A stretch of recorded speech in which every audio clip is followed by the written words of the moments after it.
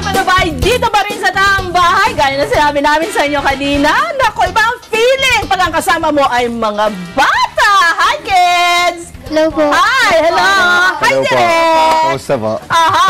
I'm good!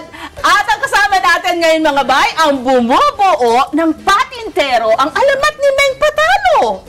Tanong nga natin, bakit patintero? Tsaka ang alamat ni Meng Patalo. Director Mick Vergara, great morning! Good morning po. Kumusta na? Okay naman po. Okay naman po. Bakit patintero? Wala, ito sa mga games na kinalakihan ko po. Tama. Na habang hinihintay po yung mga cartoons, laro-laro muna, tapos yun, pasok sa bahay, tapos nood na agad. Ibig sabihin, ikaw yung tipo na bata na hindi na-deprive sa ganyang mga paglalaro sa labas. Medyo balance naman po. Good. I mean, nanonood din ako, sa panahon ko, kakalabas lang ng mga computer games, mga ganon. So, binabalanse ko po. Pero ano ba talaga ang laman nitong patintero? It's an indie film, actually, mga abay.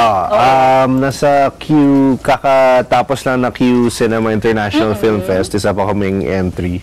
Tapos, yung kids alam, ma-explain nila kung Sige, ano yung pelikula na. Ito ang katabi kong naka-orange. Tama ba ako, ate? Po, ano po, ito po yung signature jacket ko po. Talaga? Ang kanyang name ay si? Nafa po. Ayan, tignan mo yan, Nafa. Nafa po. Nafa. Oo, sige. Nafa, dito sa patintero, anong role mo? Ako po si Meng Patalo, Meng Francisco po. Ayun. Ako po yung grade schooler na mahilig magpatintero. Ako po yung patalong-patalo po talaga, pero po fight pa rin po ng fight. Talaga, ibig sabihin, tuwing maglalaro kayo, ikaw ang talo. Opo, lahat po. Talaga? Bakit ganun? Ba't naman naiiyak ka na? Hindi pa. Hindi po. Ganun ba? O sige.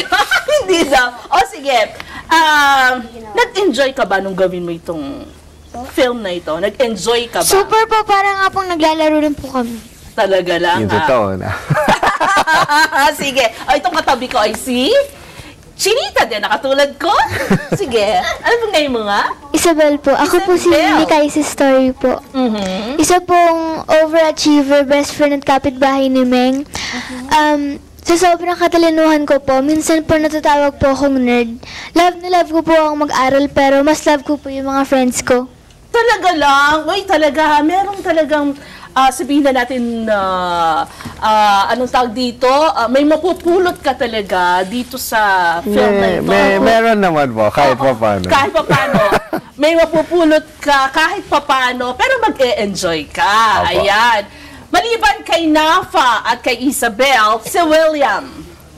Ako po si Shifty po sa story. Ako po yung bagong lipat po sa Barangay San Jose. Tapos si Meng po, pinagtanggol niya po kasi ako sa mga nambubuli po sa akin. Ay, ganun. Tapos yun po, naging team na po kami sa patintero nun. Talaga. Si Claude naman. Ako po dito si Z-Boy, tagapagtanggol ng mga inaapi. Ako po ang super secret superhero ng Barangay San Jose. Tinulungan ko po ang mga patalos. Talaga. Sige, tanong ko sa inyo, kay Claude, kay Nafa, kay Isabel, at kay Meng, anong natutunan nyo dito sa film na ito? Anong natutunan nyo? Maglaro po ng patintero. Yun din sasagot nila, no? Alam niyo mga abay, ito pong indie film na ito ay naipalabas na, no? Yes po. Kakatapos lang namin po ng run namin nung Q Cinema International Film Fest. Yung last day namin po, Saturday. Okay. At sa awa naman na Diyos na madami rin na nagkagusto at nanood ng pelikula namin. At sila po ang audience choice? Yes po, kami po nanalo yung Audience Choice Award. Oo, tsaka Gender Sensitivity. Gender Sensitivity. Ayan, Gender Sensitivity Award po. Talaga lang, So, ito, ayan, nakita na natin. Ang producer teka muna, ang producer nito ay? Toko and Bucci Boy po, yung nag-produce din ng General Luna po. Brainchild Productions, nag-produce ng Ang Nawawala, Red, Pixel Eyes Media po, nag-produce ng Huling Chacha ni Anita, kung saan galing din si Isabel. Tapos si Dan Villegas po, yung Ayun. director ng English Only Please. Sila nag-produce ng film po. May- And of course, Q Cinema po. Oo. Kasi may grant po yan eh. Ay, meron? May grant Very po. good, oo. Pagkatapos nito, ano pang nakikita mo, direct? After nito, ano pang gusto mo na ma-produce mo? O ano mangyari dito sa Patintero? Ako, una-una sana mabigyan pa ng break yung mga kids po. Kasi sobrang galing nila sa Talaga? pelikula. Wala akong masabi na sana i-cast pa sila. At, Oo. kasi talagang bigay todo sila sa pelikula po. At ito ay, dadalhin nyo sa iba't ibang eskwelahan pa rin. May May, balak bang may mga ganon? plano po, pero wala pang, yung for sure lang na other screening date namin this year sa December 19 po. December 19. Sa Green Hills, sa Teatrino Film Series po. Ito Ay, yung, kung saan sasamahan namin ng iba't ibang mga indie films na pinapalabas regularly. Ayun. Baka meron kayong gustong batiin. Direct, ikaw na muna. Yun lang, yung cast and crew ko po na wala dito. Gusto ko lang sabihin na kung wala kayo, wala yung pelikula na ito. Tsaka sa lahat ng mga lumabas at nanood ng Alamat ni Meng Patalo nung nag-run kami sa Q Cinema, maraming salamat po. Sana nag-enjoy po kayo at yun lang po. Okay, Maraming salamat.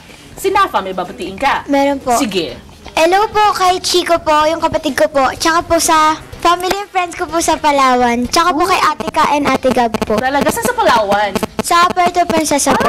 Nakapunta na rin ako doon. Noong ganda Doon po ako galing. Ay, talaga? Ayan. Alam mo ba yung pantot?